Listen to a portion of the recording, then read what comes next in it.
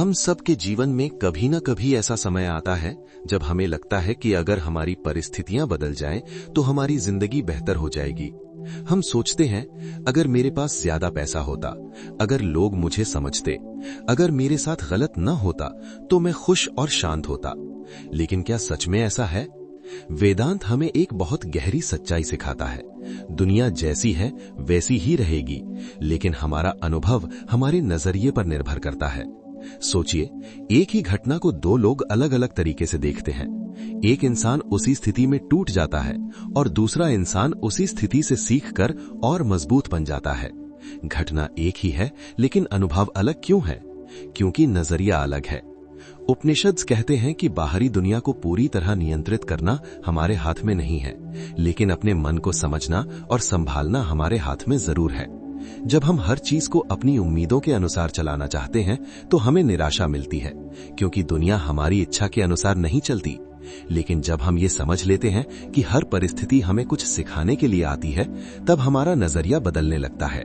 वेदांत कहता है, समस्या बाहर नहीं, समस्या हमारे देखने के तरीके में है। मान लीजिए कोई आपकी आलोचना करता है। एक नजरिया ये हो सकता है, लोग मुझे पसंद नहीं करते, मैं गलत हूं, और आप दुखी हो जाते हैं। दूसरा नजरिया ये हो सकता है, शायद इसमें कुछ सीखने लायक बात हो, और आप शांत रहते हैं। यही फर्क है। बाहर की दुनिया वही रहती है, लेकिन आपका अनुभव पूरी तरह बदल जाता है। वेदांत हमें ये नहीं सिखाता कि दुनिया से भाग जाओ, बल्कि ये सिखाता है कि दुनिया के बीच रहते हुए भी अपने मन को स्थिर कैसे रखें। जब हमारा नजरिया साफ होता है तो हम हर स्थिति को एक अवसर की तरह देखने लगते हैं। दुख भी हमें कुछ सिखाने लगता है और खुशी भी हमें संतुलित रहने की याद दिलाती है। धीरे धीरे हम समझने लगते हैं कि जीवन का असली कंट्रोल बाहर नहीं, बल्कि हमारे भीतर है। इसका मतलब ये नहीं कि हमें कुछ बदलने की कोशिश नहीं करनी चाहिए, बिल्कुल करनी चाहिए, लेकिन सबसे पहले हमें अपने अंदर के नजरिए को बदलना होगा, क्योंकि जब नजरिया बदलता है तो वही दुनिया हमें अलग दिखने लगती है।